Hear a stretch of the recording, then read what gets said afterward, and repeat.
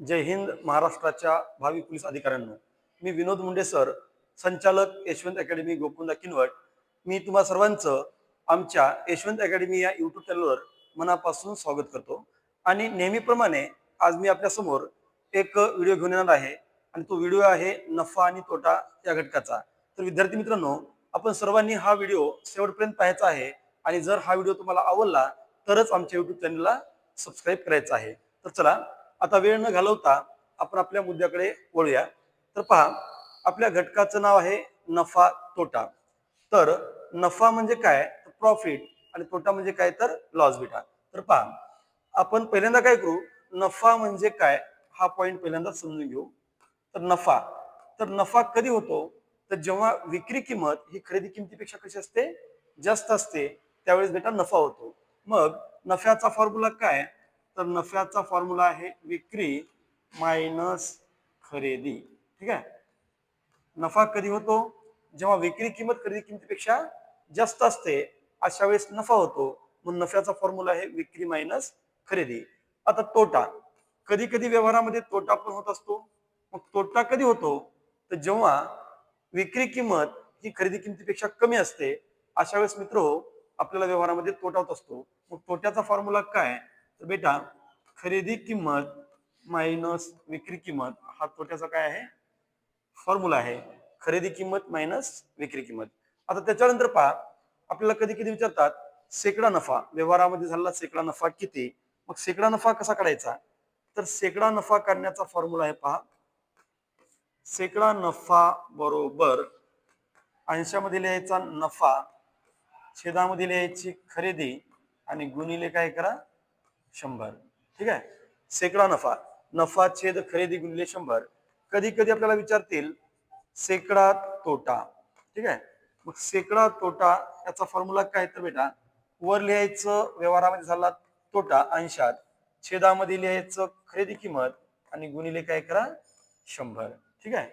नफा बरोबर विक्री मायनस खरेदी, तोटा बरोबर खरेदी मायनस विक्री. नफा कधी होतो, जेव्हा विक्री किंमत खरेदी किमतीपेक्षा जास्त असेल तेव्हा नफा होणार. आणि तोटा कधी होतो, जेव्हा विक्री किमतीपेक्षा खरेदी किंमत जास्त असेल त्यावेळेस व्यवहारामध्ये तोटा होतो. शेकडा नफ्याचा फॉर्म्युला काय बेटा, तर नफा छेद खरेदी गुणिले 100. आणि शेकडा तोट्याचा फॉर्म्युला काय, तर तोटा छेद खरेदी गुणिले 100. त्यानंतर आणखी एक लक्षात ठेवायचं आपल्याला, की खरेदी किंमत कशी काढायची पहा.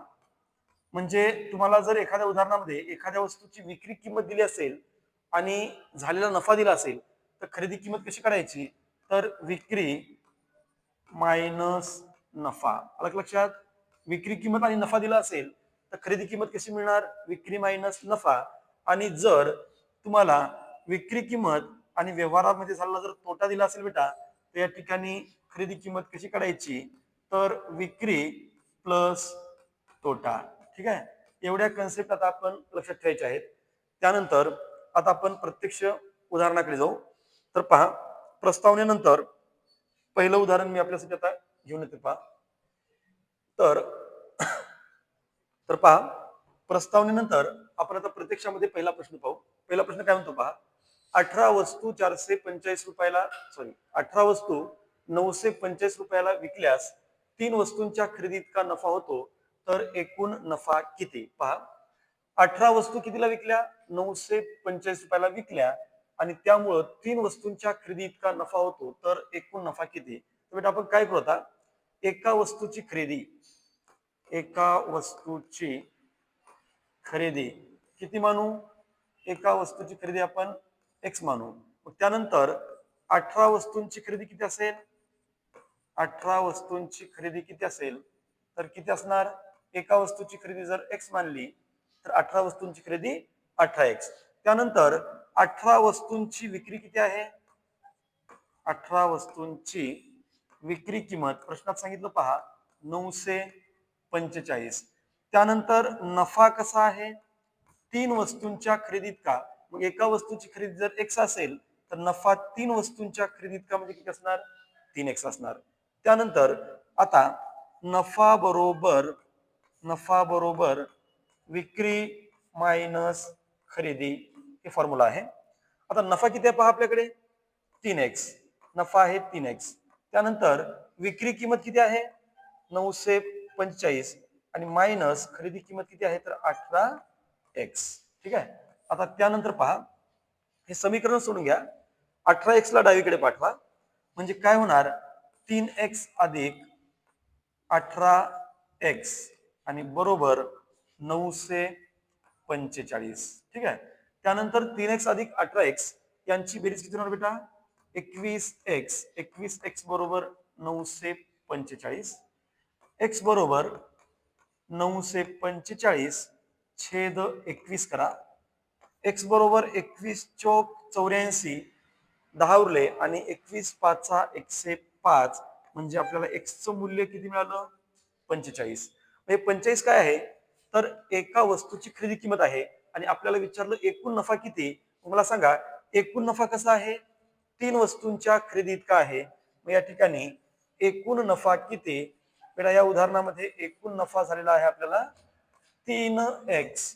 मग 3x म्हणजे 3 गुणिले x ची किंमत किती आहे 45 आणि 45 ला आता 3 न गुणा 3 पाचे 15 ला 5 हातचे 1 3 चे 12 आणि 1 13 म्हणजे या व्यवहारामधला एकूण नफा किती असायला पाहिजे तर एकूण नफा असायला पाहिजे 135 रुपये जो की आपल्याला पर्याय नंबर 2 दिसतो. तर हे झालं पद्धतीनं पहा. आता त्यानंतर आपण काय करू हाच प्रश्न शॉर्टकटनं कसं सोडायचा पहा. 18 वस्तू 945 रुपयाला विकल्यास 3 वस्तूंच्या खरेदीत का नफा होतो तर एकूण नफा किती. तर पहिल्यांदा काय करायचं बघा एका वस्तूची खरेदी काढायची. एका वस्तूची खरेदी किंमत काढायची आणि ती खरेदी कशी मिळणार तर पहा 945 भागिले 18 अधिक 3 करा. 945 ला जर 18 अधिक 3 म्हणजे 21 न जर भागलं तर 21 चौक 84, 10 उरले 21 पाचा 105 45 रुपये काय झालं एका वस्तूची खरेदी किंमत झाली. आपल्याला काय सांगितलं नफा कसा आहे 3 वस्तूंच्या खरेदीत का.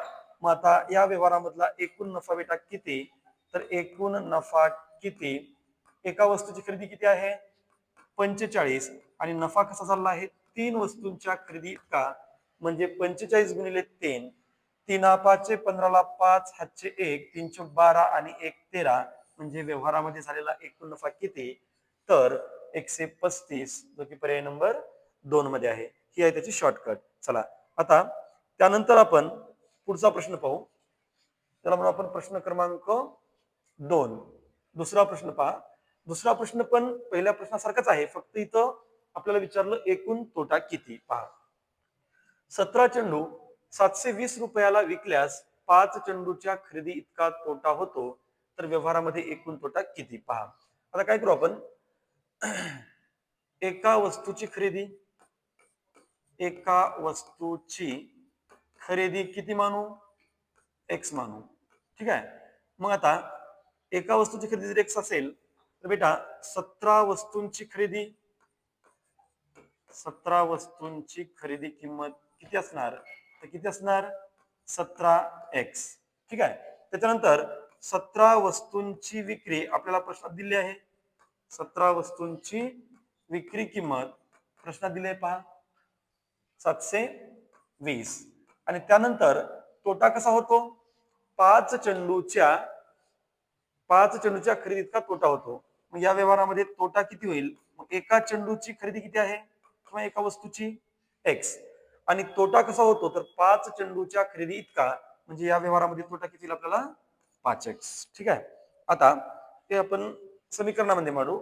तोट्याचा फॉर्म्युला काय आहे तोटा बरोबर खरेदी मायनस विक्री. सांगा वर तोटा किती आहे 5x बरोबर खरेदी किंमत किती आहे पहा 17 वस्तूंची खरेदी किंमत 17 चेंडूंची 17x आणि मायनस 17 वस्तूंची विक्री किंमत आहे किती 720. आता हे समीकरण सोडून घ्या पहा काय होईल. चला आता आपण काय करू 5x ला तिकडे पाठवू उजवीकडे आणि निगेटिव्ह 720 ला डावीकडे घेऊ. इकडे निगेटिव्ह 720 च पॉझिटिव्ह 720 होईल आणि तिकडं 17x मायनस 5x होईल बेटा. 720 बरोबर 17x मायनस 5x बरोबर 12x. x बरोबर 720 भागिले 12, एक्स बरोबर 12 6 72 आणि समोरचा एक 0, एक्स ची किंमत किती मिळाली 60.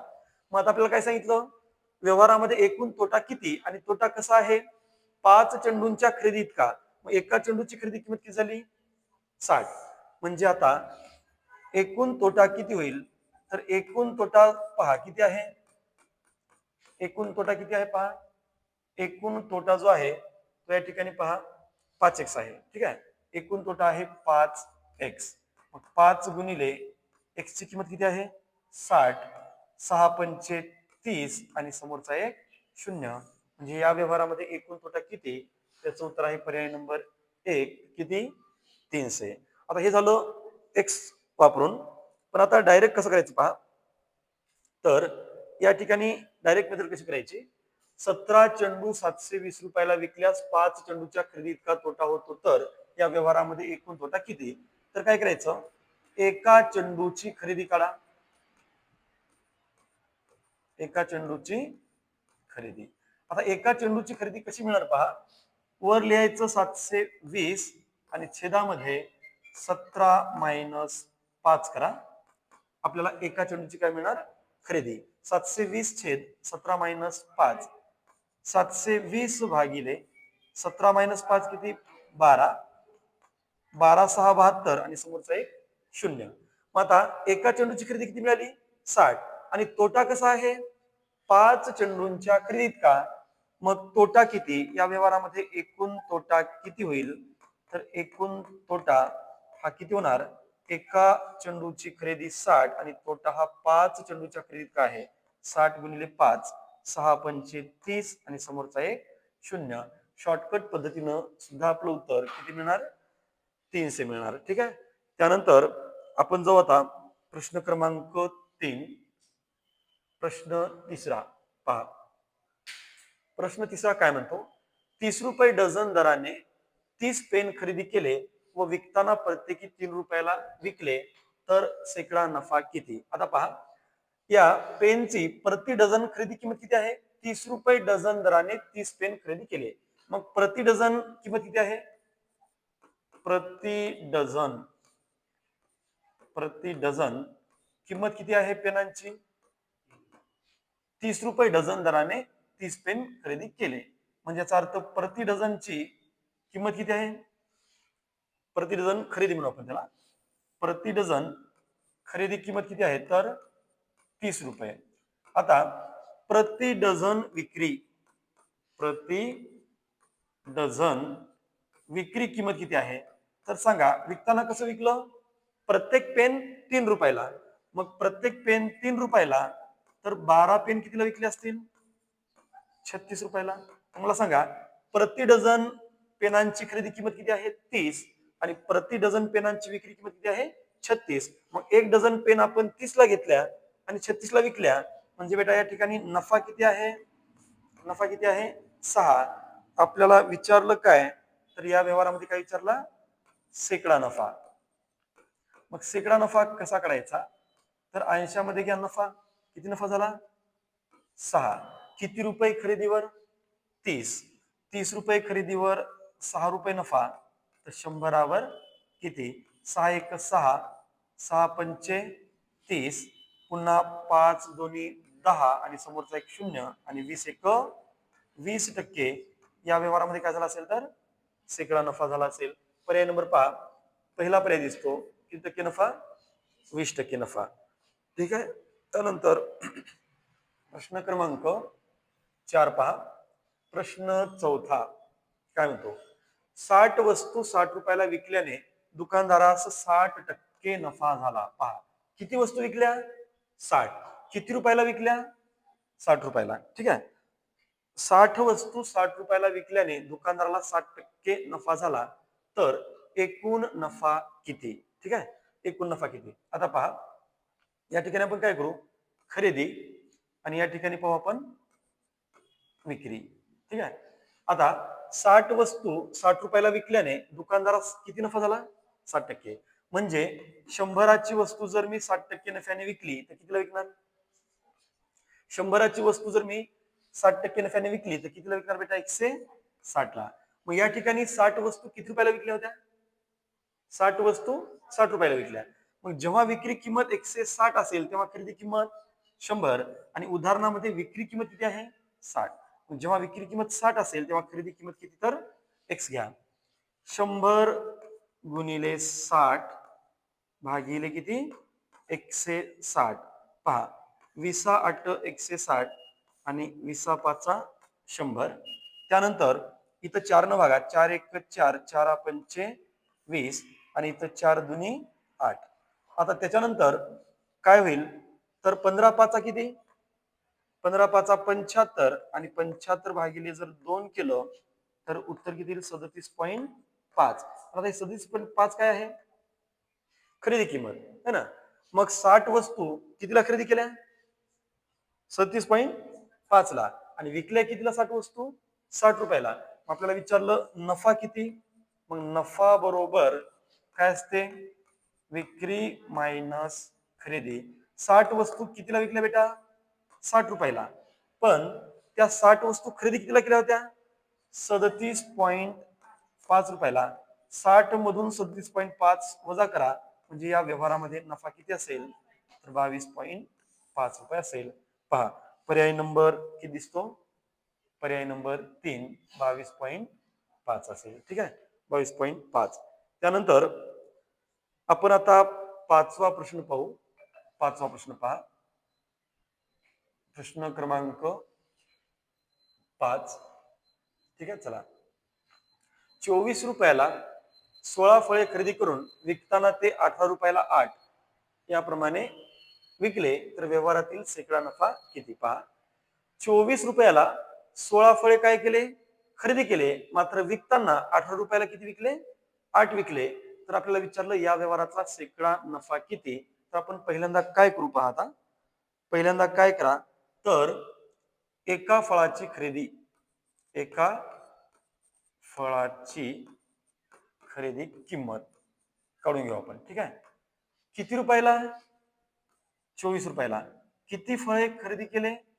16. मग 24 ला जर 16 न भागलं तर एका फळाची खरेदी किंमत मिळणार. पहा, मग 8 त्रिक 24 आणि छेदामध्ये 8 दुनी 16 आणि 3 ला जर 2 न भागलं तर या ठिकाणी किती मिळणार? 1.5 रुपये. हे काय झाली? एका फळाची खरेदी किंमत. आता काय करा? एका फळाची विक्री किंमत काढा. एका फळाची कशी किंमत करायची? विक्री. मग कसं करता येईल? 18 रुपयाला 8 याप्रमाणे विकले. 18 रुपयाला किती विकले? 8. मग या ठिकाणी 2 न भाग द्या. 2 9 18 आणि खाली 2 चौक 8. त्यानंतर जर आपण 9 ला बेटा 4 न भागलं तर किती येईल? 2.25 रुपये. ठीक आहे, आता मला सांगा, आपण एक फळ कितीला खरेदी केलं? 1.5 रुपयाला आणि विकलं कितीला? 2.25 रुपयाला. मग व्यवहारामध्ये नफा झाला की तोटा? नफा. नफा कसा होणार? विक्री मायनस खरेदी म्हणजे 2.25 मायनस 1.5 बरोबर नफा असेल 0.75 रुपये. ठीक आहे, पण आपल्याला विचारलं काय? तर आपल्याला विचारलं आहे शेकडा नफा किती? मग शेकडा नफा कसा काढायचा? तर पहा, शेकडा नफा कसा करणार? किती नफा झाला? 0.75. किती रुपये खरेदीवर बेटा? किती रुपये खरेदीवर? 1.5. मग 1.5 खरेदीवर तर 100वर किती? 1.5 रुपयावर 0.75 रुपये नफा, तर 100वर किती? आता काय करा? इथे एक शून्य वाढवा म्हणजे अंशात आणि छेदामध्ये दशांश काय केले आपण? समान. मग दशांश समान झाल्यानंतर ती कॅन्सल होतील. वर 75 खाली असेल बेटा 150 आणि गुणिले किती? 100. आता 150 आणि 100 या दोन संख्यांना आपण 50 ने तोडू शकतो. पहा कसं? 50 दुनी 100 आणि 50 त्रिक 150. पुन्हा या ठिकाणी पुन्हा काय करा? आता या ठिकाणी आपण इथं तोडू 3 न. 3 दुनी 6, 1 उरला, 3 5 15. आता शेवटी काय उरलं? तर 25 गुणिले 2, 25 दुनी 50%. शेकडा नफा किती झाला असेल? तर 50%. पर्याय नंबर 3 पहा, काय दिसतो? 50%. ठीक आहे, आता 6वा प्रश्न पहा. प्रश्न क्रमांक 6. ठीक आहे, आता सर्व जे आपण कन्सेप्ट पाहिला सुरुवातीला त्या कन्सेप्टवरच आधारित आपले प्रश्न आहेत. पहा आता सहावा प्रश्न. सहावा प्रश्न काय म्हणतो, एक वस्तू 56 रुपयाला विकल्यास विक्रीच्या 1/7 काय होतो, नफा होतो. जर खरेदी किमतीवर 20% नफा पाहिजे असेल तर ती वस्तू केवढ्यास विकावी. पाहता एक वस्तू 56 रुपयाला विकली, कितीला विकली, 56, आणि विकल्यामुळे काय झालं बेटा, विक्रीच्या 1/7 काय झाला, नफा झाला. जर खरेदी किमतीवर 20% नफा पाहिजे असेल तर ती वस्तू केवढ्यास विकावी असं आपल्याला विचारलं. चला मग विक्री किती आहे, वस्तू कितीला विकली सांगितलं, ती वस्तू विकली 56 ला, आणि विकल्यामुळं बेटा नफा कसा झाला, तर विक्रीच्या 1/7 म्हणजे 56 चे 1/7, 7 8 56 आणि 8 1 8 रुपये. म्हणजे विक्री किंमत किती आहे, 56, आणि 56 रुपये विक्री किंमत आहे. आणि नफा कसा आहे, विक्रीच्या 1/7 म्हणजे नफा किती असेल, 8 रुपये. आता एक वस्तू जेव्हा आपण 56 रुपयाला विकली तेव्हा आपल्याला नफा किती झाला, 8. याचा अर्थ त्या वस्तूची खरेदी किंमत किती, तर खरेदी कशी काढतात, विक्री किंमत 56 मायनस नफा किती, 8. म्हणजे 56 मधून 8 मायनस करा, किती येईल, 48. ठीक आहे. आता 48 रुपये खरेदी किंमत मिळाली. तर आपल्याला विचारलं खरेदी किमतीवर 20% नफा पाहिजे असेल तर ती वस्तू केवढ्यास विकावी. आता काढा त्या वस्तूची विक्री किंमत. ठीक आहे, विक्री किंमत. आता 48 ची वस्तू आपल्याला किती टक्के नफा घेऊन विकायची आहे, 20%. मग सरळ सरळ बेटा 48 चे 120% काढून टाका. 48 म्हणजे 120 भागिले 100, 20 5 100, 20 6 120. त्याच्यानंतर वरचा गुणाकार करा. साइन 8 48 ला 8, हातचे किती 4, साइन चूक 24, 24 आणि 4 किती होणार, 28. ठीक आहे. पहा पुन्हा एकदा, साइन 8 48 ला 8, हातचे 4, साइन चूक 24 आणि 4 किती 28. छेदामध्ये किती आहे, 5. मग सांगितलं होतं की छेदामध्ये जर 5 असेल तर वरच्या संख्येची दुप्पट करा आणि दशांश उजवीकडून डावीकडे एक घर सरकवा. वरच्या संख्येची दुप्पट म्हणजे 82 16 6 हातचे 1, 82 16 1 17 7 हातचे 1, बेदोनी 4 आणि 1 5, आणि एक दशांश उजवीकडून डावीकडे सरकवा. म्हणजे उत्तर किती मिळणार, तर 57.6. पहा बरं पर्यायामध्ये आहे का, पर्यायामध्ये आहे 57.6. ती वस्तू केवढ्यास विकावी, तर 57.6 रुपयाला विकावी. ठीक आहे. चला आता प्रश्न क्रमांक 7.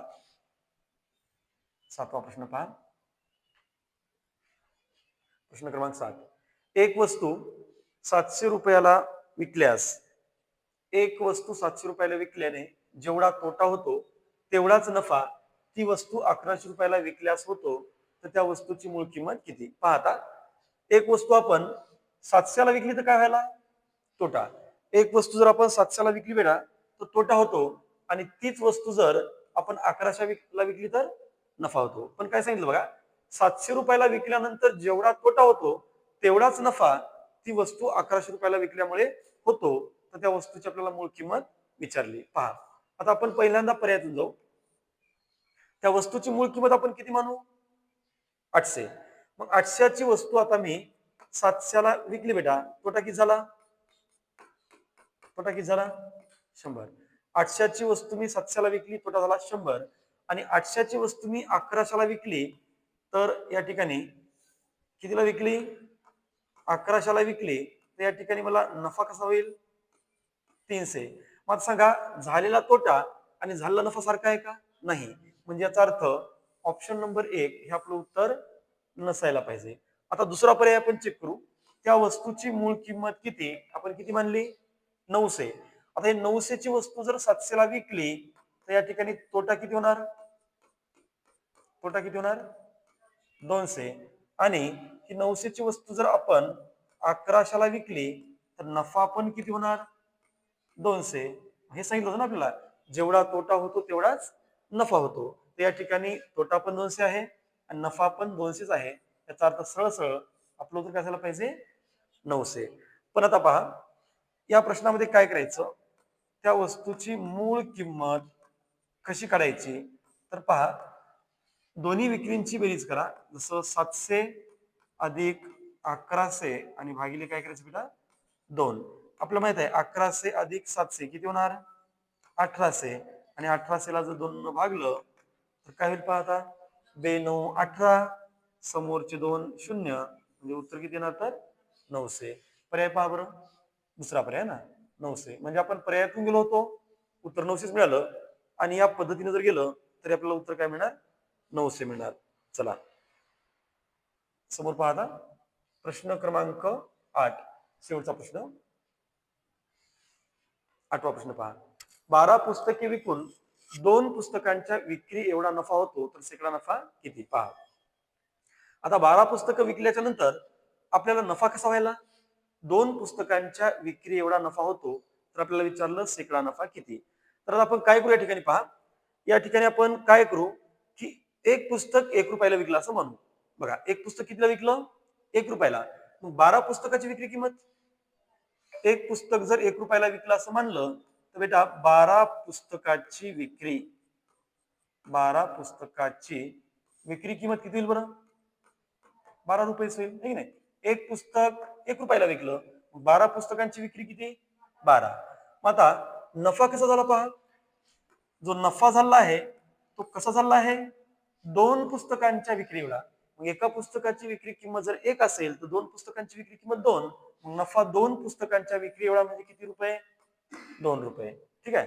मग आता आपण हे 12 पुस्तकं कितीला विकले? 12 पुस्तकं विकले 12 रुपयाला आणि नफा किती झाला? 2. मग याचा अर्थ ते 12 पुस्तकं आपण खरेदी किती रुपयाला केली असतील पहा. खरेदी कशी करतात? विक्री मायनस नफा. जेव्हा आपण ते पुस्तकं 12ला विकले, 12 रुपयाला, तेव्हा आपल्याला कळालं की आपल्याला 2 रुपये नफा झाला. म्हणजे आपण ते 12 पुस्तकं खरेदी केला केले 10ला. आता सांगा 10 रुपये खरेदीवर, या 10 रुपये खरेदीवर किती नफा आहे? 2. मग सांगा शेकडा नफा कसा काढायचा? तर शेकडा नफा बरोबर 10 रुपये खरेदीवर किती रुपये नफा? 2 रुपये नफा. 100वर